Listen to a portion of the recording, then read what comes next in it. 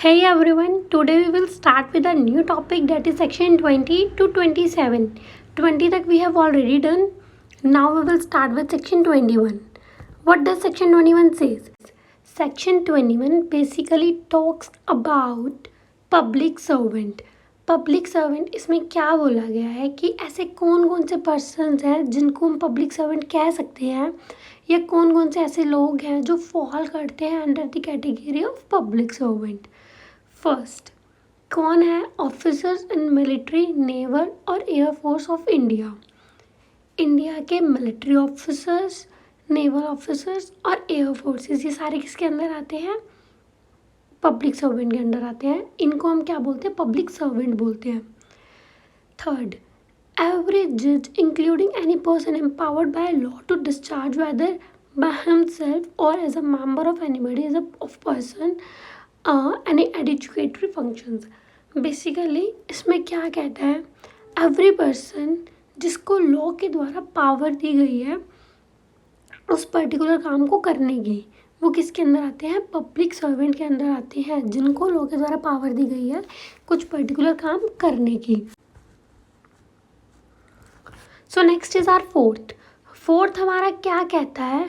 Fourth ये कहता है कि every officer of court of justice including liquidator, receiver और कमिश्नर, जिसकी ये ड्यूटी है कि वो इन्वेस्टिगेट करे रिपोर्ट को और किसी के पास अथॉरिटी है कि वो कुछ पर्टिकुलर डॉक्यूमेंट्स, लीगल डॉक्यूमेंट्स अपने पास कैरी कर सकता है, ये किसी प्रॉपर्टी को डिस्चार्ज कर सकता है, डिस्चार्ज ऑफ एनी प्रॉपर्टी और to execute any judicial process. कोई भी ऐसा पर्सन जिसके पास कोर्ट के द्वारा पावर दी गई है इन सब काम को करने की, उसे हम किसके अंदर आएंगे? इंक्लूड करेंगे पब्लिक सर्वेंट के अंदर की इंक्लूड करेंगे उनको. ठीक है. So next is our fifth, every juryman, assessor or a member of panchayat include come under public servant. Sixth, every arbitrator, every arbitrator या member of panchayat will come under public servant. Seventh हमारा क्या बोलते हैं? Every person जो hold करता है office by virtue and he has power to person into confinement. इसमें क्या कह रहा है हमारा? सेवन में हमारा क्या कहता है कि ऐसा कोई भी पर्सन जिसके पास पावर है कि वो उसे कन्फाइनमेंट में रख सकता है तो वो पब्लिक सर्वेंट है. तो वो क्या है? तो वो पब्लिक सर्वेंट है.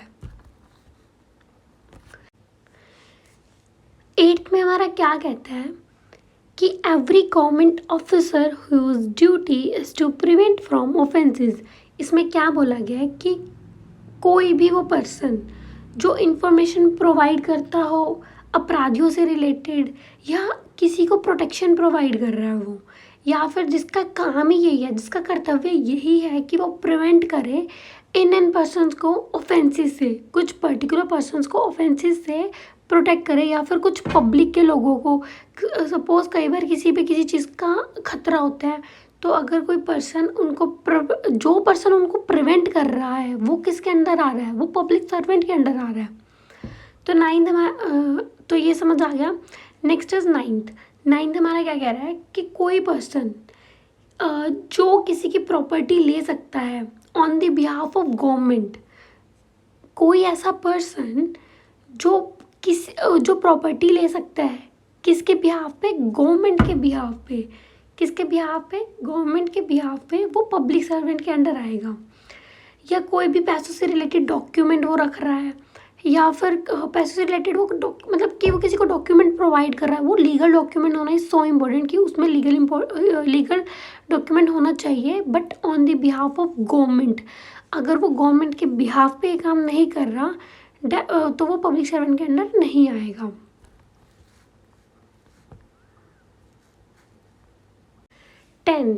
बेसिकली टेंथ में हमारा क्या कहा गया है कि any person who do survey, levy any rate or tax for a common purpose of any village, town or district. Let me give you one example. For example कि एक पर्सन है, उसको वो ऑथराइज्ड है कि वो एक पर्टिकुलर विलेज में जाएगा और एक सर्वे कंडक्ट करेगा. तो जो वो सर्वे कंडक्ट कर रहा है that was for common purpose, that was equally for all persons. तो इसमें ये बोला गया है कि जो वो पर्सन जिसको अथॉरिटी है वो काम करने की, जो वो गया हुआ है विलेज में सर्वे करने, तो वो हमारा क्या कहलाएगा, पब्लिक सर्वेंट। या फिर कोई ऐसा पर्सन जो डॉक्यूमेंट्स रखता है, फॉर एग्जांपल उस सर्वे से रिलेटेड कोई भी डॉक्यूमेंट रखता है, ऑब्वियस है उसको पीछे से ऑथराइज्ड है तभी वो डॉक्यूमेंट रख पा रहा है, अदरवाइज वो नहीं रख पाता। तो फिर ये कौन सी कैटेगरी के अंदर फॉल करेंगे, पब्लिक सर्वेंट की कैटेगरी के अंदर फॉल करेंगे। 11th, every person who holds any office in virtue of which he is empowered to prepare, publish, maintain or revise an electoral roll or to conduct an election or a part of an election। Basically 11 में हमारा क्या कहा गया है कि कोई भी person जो होल्ड करता है ऑफिस, इलेक्शन मतलब जब इलेक्शन कंडक्ट हो रहे होते हैं तो उससे पहले जो प्रिपरेशन होती है या फिर कुछ पर्टिकुलर चीज़ें जो पब्लिश करवानी होती है, पब्लिश होती है, उसको मेंटेन करके रखना उन सब चीज़ों को। और जो भी पर्सन इलेक्शन के टाइम पे ये सब काम कर रहे होते हैं, इलेक्शन से रिलेटेड जो भी हमारी सारी प्रिपरेशन होती है, तो उन सब को वो सब किसके अंडर आते हैं, पब्लिक सर्वेंट के अंडर आते हैं। नेक्स्ट इज 12th हमारा क्या कहता है, if any person is performing any government duty और टू गेट सैलरी, कोई भी ऐसा पर्सन जो कोई भी गवर्नमेंट ड्यूटी कर रहा है और उससे उसको सैलरी मिल रही है, तो वो किसके अंडर आएगा, पब्लिक सर्वेंट के अंडर आएगा। एक्सप्लेनेशन 1 हमारा क्या कह रहा है कि जो भी हमने ऊपर जितनी भी चीज़ें पढ़ी उनमें से कई ज़रूरी नहीं है कि सारे लोग ही गवर्नमेंट के अंडर ही काम करते हो या गवर्नमेंट ड्यूटी पे हो या गवर्नमेंट जॉब्स पे हो, बट इसमें ये कह रहा है कि चाहे वो गवर्नमेंट जॉब्स या ड्यूटीज़ पे हों या ना हो, बट जो लोग भी ये सब काम कर रहे हैं वो किसके अंडर आएंगे, पब्लिक सर्वेंट की कैटेगरी के अंडर आएंगे।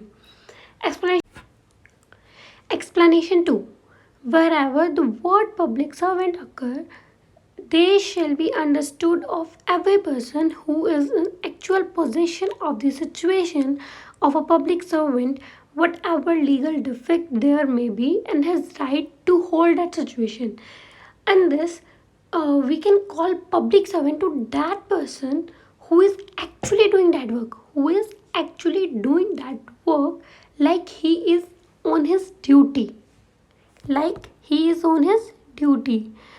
एंड नाउ एक्सप्लेनेशन थर्ड क्या कहता है, इलेक्शन ऑफ, चाहे वो इलेक्शन ऑफ सीएम के हों, एमपी के हों या सरपंच के हों, बट वो परमिटेड किसके द्वारा होने चाहिए, but that must be permitted by the law.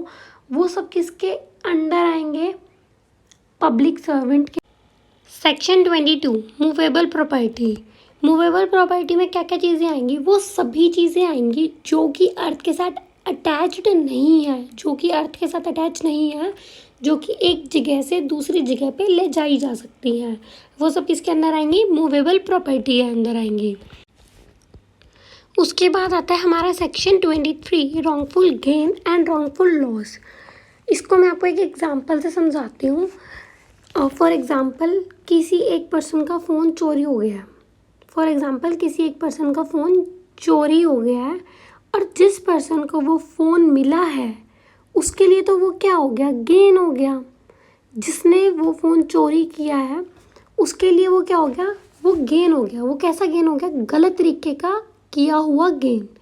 और जिस पर्सन का वो फ़ोन चोरी हुआ है उसके लिए क्या हो गया, उसके लिए तो वो लॉस हो गया। और वो कौन सा लॉस हो गया, गलत तरीके से हुआ लॉस हो गया। मतलब किसी पर्सन ने चोरी की, उसको तो गलत तरीके का गेन हो गया, और बट जिसकी चोरी हुई उसके लिए गलत तरीके से लॉस हो गया। मतलब गलत तरीके का लॉस इन द सेंस कि चोरी है वो गलत चीज़ है ना, तो फिर वही चीज़ इसमें कह रहा है कि गलत तरीके का गेन और गलत तरीके से लॉस होना। उसके बाद हमारा आता है सेक्शन 24 डिसऑनेस्टली। इसमें क्या कहता है, if any person do any act with the intention of wrongful gain and wrongful loss to another person is said to do that thing dishonestly. मतलब कि कोई भी ऐसा काम इंटेंशनली किया हुआ हो जिससे किसी पर्सन को रॉन्गफुल गेन होता है या फिर दूसरे पर्सन को रॉन्गफुल लॉस होता है, तो फिर इस चीज़ को हम क्या कहेंगे, डिसऑनेस्टली, बेईमानी से किया हुआ काम। और ये कौन से ऑफेंस होते हैं, ये होते हैं it is non cognizable offence, means less serious offence. Non cognizable मतलब होता है लेस सीरियस ऑफेंसेस। उसके बाद आता है हमारा सेक्शन 25। Section 25 fraudulently. इसमें हमारा ये कहता है कि अगर कोई पर्सन किसी पर्सन के साथ धोखा करता है विद फुल इंटेंशन, जानबूझकर, he does that thing with intent to defraud, उसे हम क्या कहेंगे, फ्रॉडुलेंटली। ठीक है। उसके बाद हमारा आता है सेक्शन 26 रीज़न टू बिलीव। इसमें क्या कहता है, फॉर एग्जांपल कि बी ए के पास जाता है, 1 लाख का फ़ोन लेके बी ए के पास जाता है और वही फ़ोन वो उसको 10,000 रुपये में बेचता है विदाउट एनी लीगल डॉक्यूमेंट्स। और उस फ़ोन का कोई भी ऐसा डॉक्यूमेंट नहीं होता उसके पास लीगल जिससे कि वो फ़ोन बेच सके। और it's just a common sense कि कोई बी ए के पास फ़ोन लेके जा रहा है, वो 1 लाख का फ़ोन 10,000 में क्यों बेचेगा। इट मीन्स कि वो ब्लैक में है या फिर वो उसको चुरा के लाया गया है तभी वो आपको इतने कम रेट में बेच रहा है। इट मीन्स ये एक कॉमन सेंस है कि 1 लाख का फ़ोन आपको 10,000 में नहीं मिल सकता, और वो मिल भी रहा है तो विदाउट लीगल डॉक्यूमेंट्स। तो इसका मतलब ये है कि वो चीज़ या तो चुराई हुई है या फिर गलत तरीके से ली हुई है।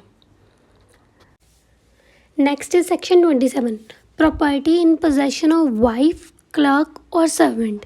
इसमें क्या कहता है, अगर किसी पर्सन की प्रॉपर्टी उसकी वाइफ या उसके सर्वेंट के पास है तो भी वो प्रॉपर्टी उस पर्सन की ही मानी जाएगी। तो भी वो जो प्रॉपर्टी है किसकी मानी जाएगी, उसी पर्सन की मानी जाएगी। इस सेक्शन में इतना ही है।